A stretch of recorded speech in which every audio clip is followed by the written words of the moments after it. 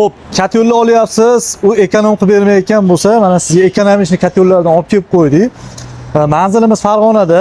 Bizda hamma detga to'g'ri keladigan ko'mir katyollar bor. O'zimizning mesni ishlab chiqaruvchi Toshkent zavodida sof brendi ostida chiqadigan katyollardan tortib, o'zimizning Farg'onada ishlab chiqariluvchi Teplo Ideal firmasining katyollardan olib kelib qo'ydik. Bular juda ham ekonomishni, ayniqsa mana shu Buran brendidagi katyolimiz bu eng universal katyol hisoblanadi. Bunda yoqilg'i tanlamaydi. O'tinmi, tezakmi, ari to'ponmi, ko'mirni barcha turiga yonib beradi.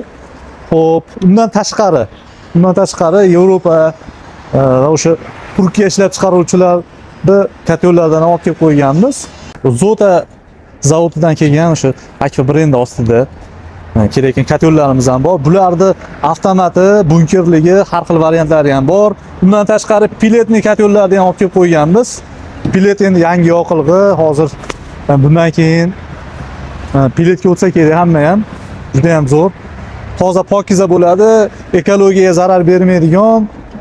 Men ko'mirni yoqolmayman, shu menga qulayroq variant xohlayotgan yurtdoshlarimiz uchun juda ham yaxshi variant. Xo'p, bu ham ko'mir katyol. Bu Yevropa standartlari asosida chiqqan.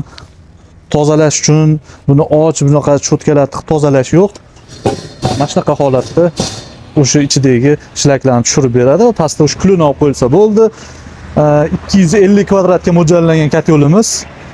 Yonganini ko'rish uchun qopqog'ini ochish shart emas.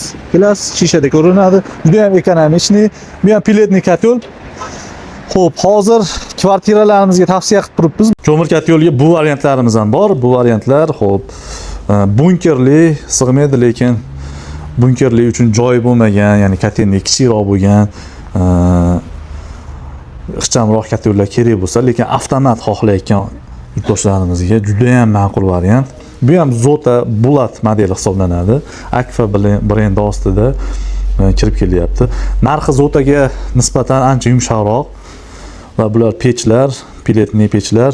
Bu ham juda ham hozir ommalashayotgan pechlarimizdan hisoblanadi. Turkiyaning Kozlusan firmasiga tegishli. Xo'p, bunisi katyol 250 kvadratga piletli katyol. Bu ham juda ham bir keyingi yilga shu hit bo'lsa kerak.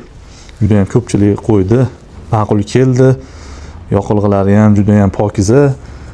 O'zidan o'sha qora tuturlar chiqarmaydi, atmosferaga zarari kamroq hisoblanadi.